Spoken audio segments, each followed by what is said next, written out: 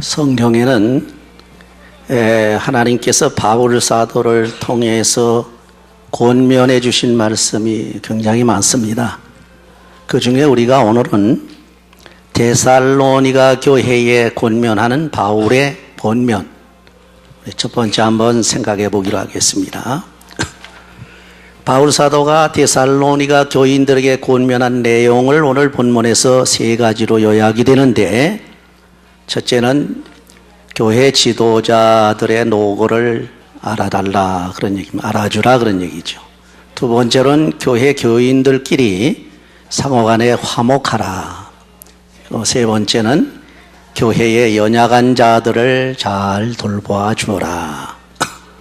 뭐 다 아는 내용입니다만은 바울 사도가 그 데살로니가 교회에 꼭 필요하기 때문에 이런 권면을 하신 겁니다. 우선 교회 지도자들을 잘 알아주고 그 노고를 알아달라는 얘기는 지도자들을 할 때, 여기 지도자들은 교회에서 일하는 모든 분야에 있는 사람들을 말합니다. 뭐 목사를 비롯해서 전도사, 무슨 장로님 또는 권사님들 할 것 없이 교회에서 일하는 일꾼들, 이런 일꾼들을 우리가 알아줘야 된다는 얘기는 뭐 그분들을 특별 대우하라는 얘기가 아니고 그분들이 어떠한 일을 하고 있는가를 생각해보고 과연 우리에게 이런 일을 하고 있구나 이렇게 생각을 하고 그들의 노고를 알아주라는 그런 내용이 본문에 기록이 되어 있습니다. 첫째는 가르치는 자의 노고입니다. 이 가르치는 자의 노고는 주로 말씀을 가르치는 걸 말하죠. 왜냐하게 되면 하나님의 말씀을 가르치는데 그렇게 쉬운 건 아니거든요. 우선 그 말씀을 알아야 되고 깨달아야 되고 또 성경 말씀을 해석해야 되고 그러기 위해서는 많은 과정들을 거칩니다. 평신도 중에서도 뭐 티처라든지 또는 바이블 스터디 가르치는 분, 제자 훈련하는 분, 이런 분들도 그냥 하루아침에 되는 게 아니거든요. 계속해서 배우고 연단받고 훈련받고 해가지고 하나님의 말씀을 가르칠 수 있는 그러한 위치에 있기 때문에 가르치는 거거든요. 그러니까 그동안의 노고가 얼마나 크냐 그런 얘기입니다. 가만히들 얘기를 들어보면은 한국과 달리 미국에는 그 의료 수가가 너무나 높습니다. 뭐 어떤 거는 한국보다 한 10배나 비싸요. 그렇죠? 내시경 한번 하려고 해도 한국에서는 뭐 그저 한 3, 4만 원 그저 잘해야 그저 한 5, 6만 원인데 여기서는 뭐 4, 50만 원 이렇게 가거든요. 왜냐하면 400불, 500불 막 이렇게 달라고 그러니까. 그러니까 굉장히 의료 수가가 높습니다. 그래서 이제 이래가지고 되겠느냐고 의사들한테 얘기하면 의사들은 자기들이 거기에 투자하고 훈련받은 게 얼마인데 그거 못 받아서 되겠느냐고 그런 얘기를 하더라고요. 또 일면으로는 굉장히 일리가 있는 얘기입니다. 왜냐하면 의사 되려면 한 10년은 공부를 해야 되거든요. 인턴 레지던트까지 전부 해가지고 한 10년을 공부하고 훈련을 받아야 되는데 그렇게 훈련 받는 그 중에 투자가 대개 제가 알기에는 한 4, 50만 불 들어가는 걸로 알고 있어요.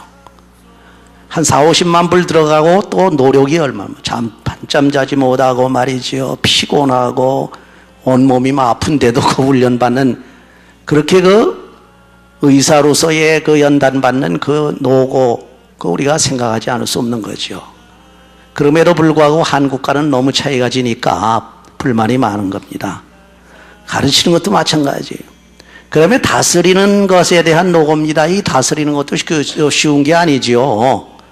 사실은 가르치는 것보다 어떤 면에서는 다스리는 게 더 힘들다고 볼 수가 있습니다. 무슨 얘기냐면 매니지멘트 하는 거예요. 교회 안에서도 여러 가지 매니지멘트가 있습니다. 쉽게 말하면 사람을 다스리는 people 매니지멘트, 아니면 우리가 이 건물을 잘 관리하는 facility management라든지 아니면 또 재정을 잘 관리하는 financial management라든지 뭐 여러 가지 많잖아요.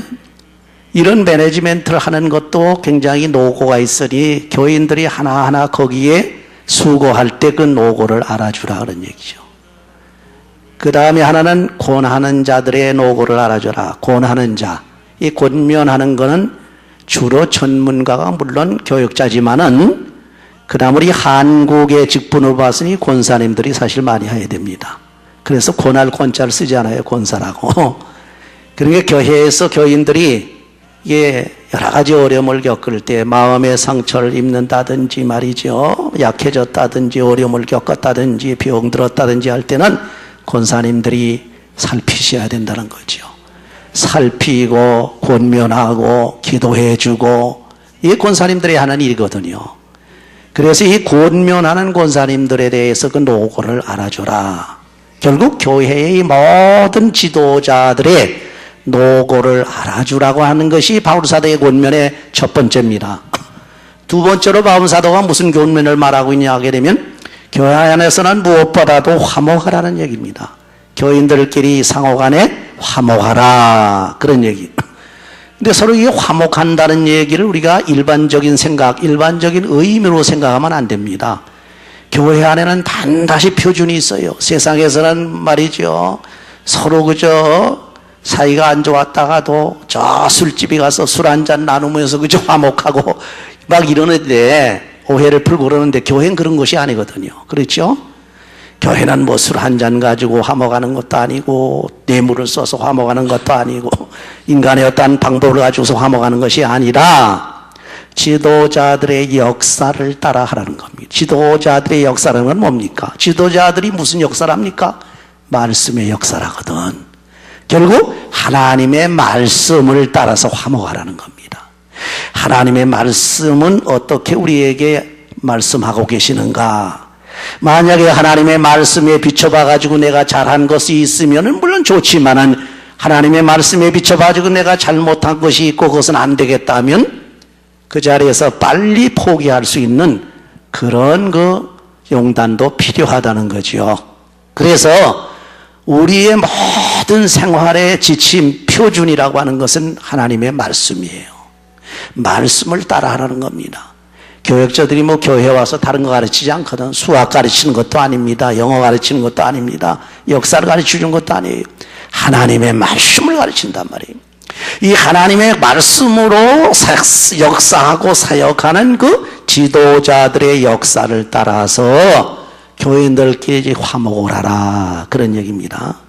그 화목하는 방법이 뭔지 압니까? 그거 간단히만 간단해요. 그 다음에 오면 사랑이에요. 사랑하면 됩니다. 서로가 사랑하면 돼요. 이 사랑하는 자끼리는 거기는 어떠한 뭐 불만도 없고 사랑하게 되면 거기는 어떠한 문제도 없습니다. 사랑은 뭐 사망이나 권세나 뭐 이런 무슨 세상에 어떠한 큰 무슨 능력이 있다 할지라도 하나님 안에서 그리스도의 사랑 안에서 우리를 끊을 자가 없다. 그래서 사랑이면 끊는 이 사랑하는 방법이 뭡니까? 그게 간단한 거예요. 서로 귀하게 여기면 되는 거야. 보세요. 상대방을 무시해버리면 벌써 사랑이 안 나옵니다. 그렇죠? 사랑이 안 나오니까 이 문제가 생기는 거예요. 상대방을 존중해주고 귀하게 여길 수 있는 그런 사람이 사랑을 할 수 있는 자격이 있는 사람이에요. 왜? 난 저 사랑이 있다. 내가 사랑한다 하면서 남을 귀하게 여기지 못하면 그 무슨 사랑입니까? 심지어는 원수까지 사랑하라고 하는 얘기는 원수도 당정은 죄 때문에 멸망받을 사람 같지만은 그러나 저도 하나님께서 구원받기를 원하는 그런 사람이다. 이렇게 생각을 하는 거예요.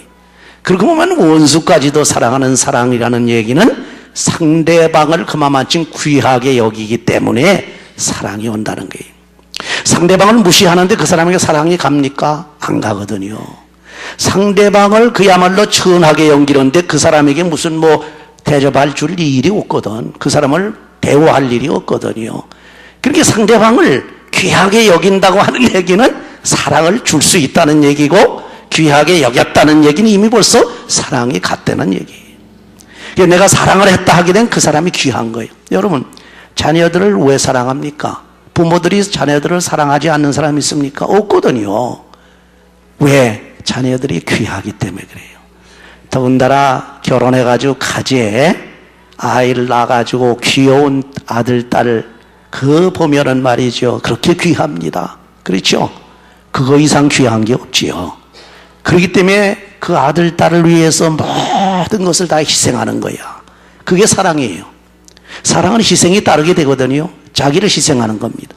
예수님께서, 더 나아가서 하나님께서 세상을 이처럼 사랑하사 누굴 줬어요? 독생성자를 주신 거예요. 자기 독생자까지 주시는 그러한 하나님의 사랑이야. 우리는 죽을 수밖에 없고 멸망받을 수밖에 없고 죄악으로 인해서 주님 앞에 갈 수 없는데도 불구하고 원수 같은 우리를 우리 하나님께서 사랑하셨단 말이에요. 왜? 자기 형상으로 지음받은 귀한 존재이기 때문에 그래요. 어차피 타락은 됐지만은 그 귀하잖아요. 그래서 자기가 귀하게 여기는 사람, 사랑하는 사람이 만약에 어려움에 빠진다든지 타락돼 갈 때에 그 사람의 마음이 어떻습니까? 찢어지도록 아픈 거예요. 그게 사랑하기 때문에 그렇습니다. 그래서 간단해요. 서로 사랑 안에서 서로가 화목해야 되는데 만약에 하나님께서 하나님과 우리의 사이에 화목을 하기 위해서 아무것도 없었다면 화목이 안 됩니다. 하나님께서 우리를 사랑하기 때문에 화목을 시킨 거예요. 그 화목을 뭐로? 우리를 귀하게 여기기 때문에 독생자를 주셔가지고 우리를 사랑으로 인해서 화목하게 하신 거다. 그런 얘기입니다. 그러니까 가정에서나 교회에서나 직장에서나 상대방, 다른 사람들을 귀하게 여길 수 있는 그런 마음을 가지셔야 된다. 그런 얘기입니다. 그뿐만 아니라 더 나가서 교회의 연약한 자들을 잘 돌보라는 겁니다. 되게 우리는 나 혼자 잘 살면 되지. 나 혼자 뭐 잘못한 거 없으면 좋고, 나 혼자 복 받으면 되고, 나 혼자 돈 벌면 되지. 나 혼자 편안하면 되지. 그렇게 생각하기가 쉽지 않습니까? 그건 크리스찬의 마음이 아닙니다. 예수님의 마음이 아니에요. 예수님의 마음은 뭡니까? 예수님 자신이 잘 되고 예수님 자신을 위해서가 그렇게만 생각하셨다면 이 땅에 오실 필요도 없고 우리를 위해서 십자가에 달리실 필요도 없는 거예요. 그 예수님의 마음은 뭡니까? 우리에게 와 있는 겁니다. 다시 말하면 우리의 연약한 자들, 죄로 인해서 죽을 수밖에 없고 멸망받을 수밖에 없는 우리 인간들 불쌍히 생각한 거예요. 불쌍히 생각하고 긍휼히 생각하시니까 자기 몸을 내준 겁니다. 그게 사랑이에요. 그러니까 우리가 교회도 바로 교인들 서로가 상대방을 보시되 나보다 못한 사람, 나보다 연약한 사람이시면 더 적극적으로, 쉽게 말해서 접근해가지고 사랑해주라는 얘기입니다. 돌봐주라는 얘기입니다. 지금 형제는 죽어가는데 말이죠. 남 몰라라. 그건 크리스찬이 아니라는 겁니다. 바울 사도가 로마서에서 한 얘기를 가만히 보세요. 믿음으로 의롭다함을 얻는다는 얘기로 아주 굉장히 강조를 했어요. 그런데 이 말씀을 가지고 마르틴 루터가 종교개혁을 일으켰습니다. 믿음으로 의롭다함을 얻는다. 믿음으로 구원을 받는다. 이렇게 외치고 나가다가 성경 읽다 보니까 야고보서에 가서 걸리더라 그런 얘기입니다.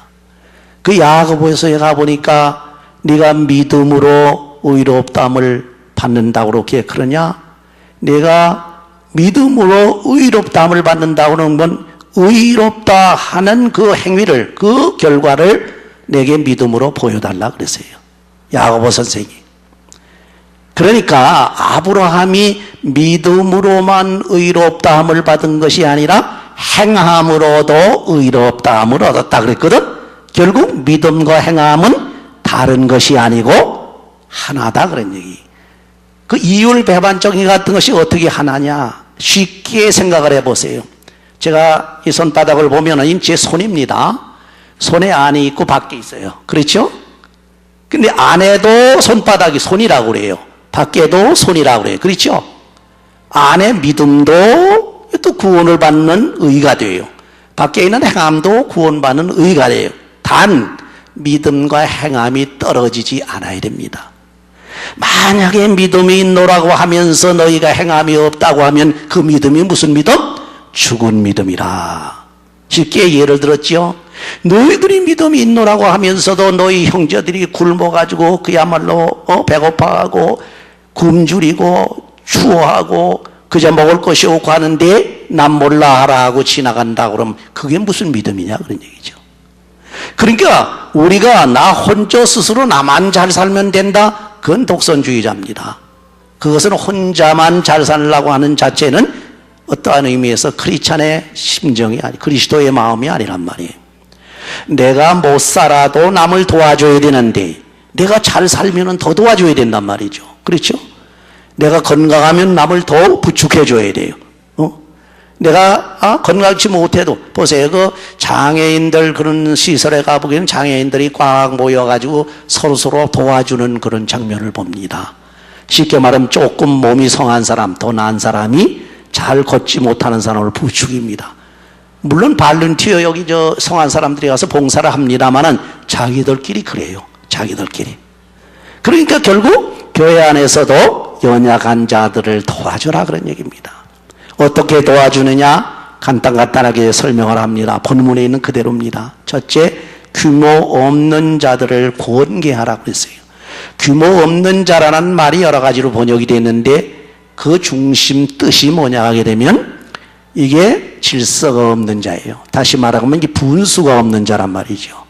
그러니까 교회에서 만약에 또는 가정에서 만약에 또는 직장에서 만약에 규모 없이 행하는 사람이 있으면은 아주 좋게 권계를 해야 돼. 그것도 뭐 마구잡이로 권계하게 되면 반발을 하니까 아주 설득력 있게 사랑으로 권계를 해줘라. 그 다음에 마음이 약한 자를 안위하라 그랬습니다. 지금 마음이 약하다는 건 뭡니까? 움츠리고 있는 사람이에요. 누가 외부에서 나를 공격하지 않을까? 내가 무슨 말 듣진 않을까? 누가 나를 뭐라 그러지 않을까? 내가 손해보진 않을까? 내가 상하진 않을까? 이래가지고 움츠려가지고 이게 자기가 벌벌벌 떠는 사람이야. 이런 마음이 약한 사람들에게 한 번도 만약에 손으로 때린다든지 말로 때린다든지 쥐어박아 보세요. 그 사람 상처가 어떻게 되겠어요?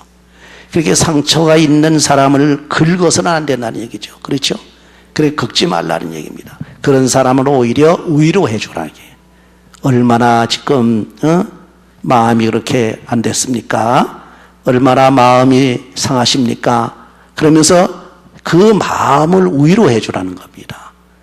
그 다음에는 힘없는 자들을 붙들어줘라. 힘이 없는 자를 붙들어준다는 얘기는 여러 가지 의미가 있는데 나보다 힘이 못한 사람, 육체적으로 힘이 못한 사람은 붙들어주고 경제적으로 힘이 없는 사람 또 도와주는 게 붙들어주는 겁니다. 그렇죠? 그런 겁니다. 그러니까 내가 할 수 없는 일, 힘이 없는 그런 일을 가지고 있는 사람들에게 다시 말하면 그런 사람들은 붙들어주고 도와주라 그런 얘기입니다. 그리고 모든 사람에게 오래 참으라. 이 인내라고 하는 것이 기독교의 미덕 중에 하나입니다. 옛날 사람들도 이 참으라고 그러잖아요. 그저 참으라 그러게 해요. 그래서 참으린 자 3개만 그리면은 뭐 괜찮다고 그런 얘기까지 옛날 사람들은 그러는데 참는 것이 미덕이라는 건 한국 사람들도 참 그건 훈련이 잘 된 것 같아요. 뭐 물론 그 다혈적인 사람들은 참지 못해가지고서 썽도 내고 합니다만은 어쨌건 참는 거, 오래 참는 거 이것이 바로 하나님의 성품 중에 하나입니다. 만약에 하나님께서 오래 참지 않는다고 하신다면 지금 우리는 살아남을 수가 없습니다. 죄의 젖을 그 즉시 다 그냥 뭐 하나님의 멸망의 심판이에요. 하나님께서 오래 참는단 말이에요. 모든 사람들이 구원받기를 원해서 오래 참으시는 하나님 그 성품을 닮으라는 겁니다. 그래서 우리끼리도 그렇게 아주 문제가 있고 성질이 나고 해도 오래 참으라. 마지막에 아주 유명한 말씀 하나 있죠. 세상 사람들이 하지 못하는 얘기입니다. 악을 악으로 갚지 말라. 그리고 선으로 갚으라. 그런 얘기입니다. 세상에서는 대개 말이죠. 악을 악으로 갚으라. 그걸 복수인데 다시 말하면 악을 행하시면 악으로, 손으로는 손 또는 발로는 발. 이거는 사실 해석을 잘못한 거 아닙니까? 세상 사람들이. 율법에 손으로는 소, 발로는 발, 눈으로는 눈, 입으로는 입. 그 얘기는 깊은 의미가 있어요. 그건 그 세상 사람들이 자꾸 갖다 인용을 하는데 그건 잘못된 겁니다. 어쨌건 악으로 악을 갚지 말라는 얘기는 무슨 얘기입니까? 나도 똑같은 악을 싣지 말라는, 똑같은 악에 빠져들지 말라는 거예요. 만약에 악한 사람들에게 똑같이 악으로 앙앙하고 막 덤벼들어 보세요. 악을 쓰고 한번 덤벼들어 보세요. 그 결과가 어떻게 되겠습니까? 결과는 뻔한 거 아닙니까? 피차에 물고 먹으면 피차에 망한다고 그랬거든. 간단한 그런 진리입니다. 절대로 악을 쓰지 말라는 겁니다. 서로 아무리 상대방이 악으로 발악을 하고 악을 박박 써도 똑같이 악을 쓰지 말라는 겁니다. 그럼 그걸 이기는 방법이 뭡니까? 그걸 이기는 방법. 악한 사람이 막 악으로 올 때 내가 그걸 이기는 방법은 뭐예요? 간단하죠. 선으로 갚아주라는 거예요. 그 사람에게 사랑을 주라는 거예요. 그렇죠? 그 사람에게 선하게 대하라는 겁니다. 그 간단한 겁니다. 이것이 악을 선으로 이기는 기독교의 진리입니다. 예수님께서 이 땅 위에 오셔서 이긴 것도 이김이에요. 선으로 악을 이기신 거야. 그러니까 악을 악으로 갚는다고 그러면 세상 사람 한 사람도 살아남을 사람이 없어요. 다 죽어야 돼요. 심판에 다 멸망돼야 됩니다. 그런데 악으로 갚질 아니하고 우리 하나님께서, 우리 예수님께서는 그 악을 선으로 갚았는데 어디서 갚았느냐? 십자가상에서 갚으셨단 말이죠. 우리가 이 진리가, 바울이 말한 이 진리, 간단한 것 같은 하나님 보통 사람들의 권면 같지만 아니에요. 하나님의 말씀에 근거하고 있는 겁니다. 하나님의 말씀에 근거하고 하나님의 말씀이기 때문에 이 말씀을 우리가 들어야 됩니다. 여러분, 더 이상 말씀드리지 않습니다. 바울은 교회 지도자들의 노고를 알아주라고 합니다. 이것이 교회 생활에 우선적으로 유익되는 것이기 때문이고 자기에게도 유익되는 것이기 때문입니다. 교회의 지도자들을 무시하거나 경멸하는 것은 주의 교훈, 하나님의 말씀을 무시하는 거예요. 그렇죠? 왜? 하나님의 말씀으로 권면하고 하나님의 말씀으로 역사를 하는 그걸 만약에 무시하고 경멸한다고 하게 되면 그는 곧 주의 교훈이나 하나님의 말씀을 무시하는 것과 같다. 그런 거로 항상 그 노고를 알아주며 그 지도를 받으라. 뿐만 아니라 중요한 것은 교인들끼리 서로 화목하고 연약한 사람이 있거든 도와주고 연약한 사람들을 잘 돌보라. 아주 오늘 귀한 말씀 여러분 들으신 줄 믿습니다. 이 말씀을 따라서 이 땅 위에서 주의 명령을 행하고 하나님의 말씀대로 순종함으로 주의 영광 돌리시고 하나님 앞에 가서 잘했다 칭찬받는 여러분이 되시기를 주의 이름으로 축원합니다. 기도합시다. 감사하신 하나님, 오늘도 이제 바울 사도를 통해서 권면해 주시는 하나님의 말씀을 저희들이 생각해 보았습니다. 하나님이 말씀대로 살 수 있도록 지혜와 총명과 능력을 허락해 주시옵소서. 그래야 이 땅 위에서 악을 악으로 갚지 말고 악을 선으로 갚아 그리스도의 십자가의 승리에 놀라우신 하나님의 역사에 참여할 수 있도록 주님 도와주시기를 간절히 바라옵고 우리 주 예수 그리스도의 이름으로 기도하옵나이다. 아멘.